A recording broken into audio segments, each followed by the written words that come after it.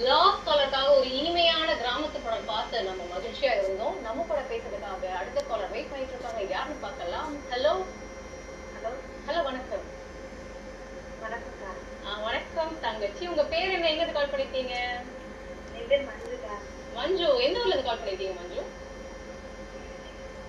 நீங்க டிவி பார்த்து அதுல கேட்டு பேசாதீங்க. போன்ல என் வாய்ஸ் கேட்டு அதுக்கு ஆன்சர் பண்ணுங்க.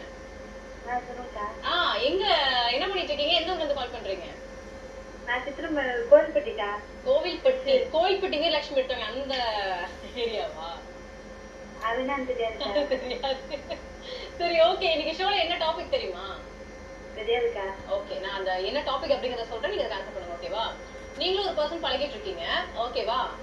நீங்க அந்த பர்சன் உங்களை ஏதாவது கலாய்ச்சி அளவு பண்ணாலும் நீங்க வந்துட்டு ஸ்போர்ட்டிவா எடுத்துட்டு ஈஸியா விட்டுறீங்க. இதே நீங்க ஒரு விஷயம் பண்ணும்போது அவங்க கோவப்பட்டு ஆட்டிடியூடா பேசினாலோ இல்ல கோவமா வந்துட்டு ஏதோ ஒரு விஷயம் பேசினாலும் நீங்க அப்ப என்ன ரெஸ்பான்ஸ் பண்ணுவீங்க? என்ன பேசுவீங்க?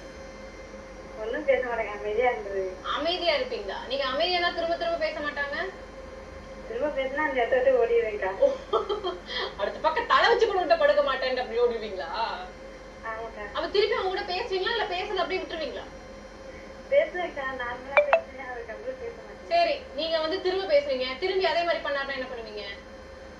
அதே மாதிரி பண்ணாங்கன்னா இந்த மாதிரி மறுபடியும் அமைதியா போவீங்களா? பேசக்கூடாது அப்படின்ட்டு சொல்லிடுவேன். அது முதல் டைமே சொல்லிட்டீங்கன்னா அடுத்த அடி பண்ண மாட்டார்ல? பண்ண மாட்டாங்க. அது என்ன பண்ணுனா ஃபர்ஸ்ட் டைமே கிளியரா சொல்லிடணும், நீங்க இந்த மாதிரி பண்றது எனக்கு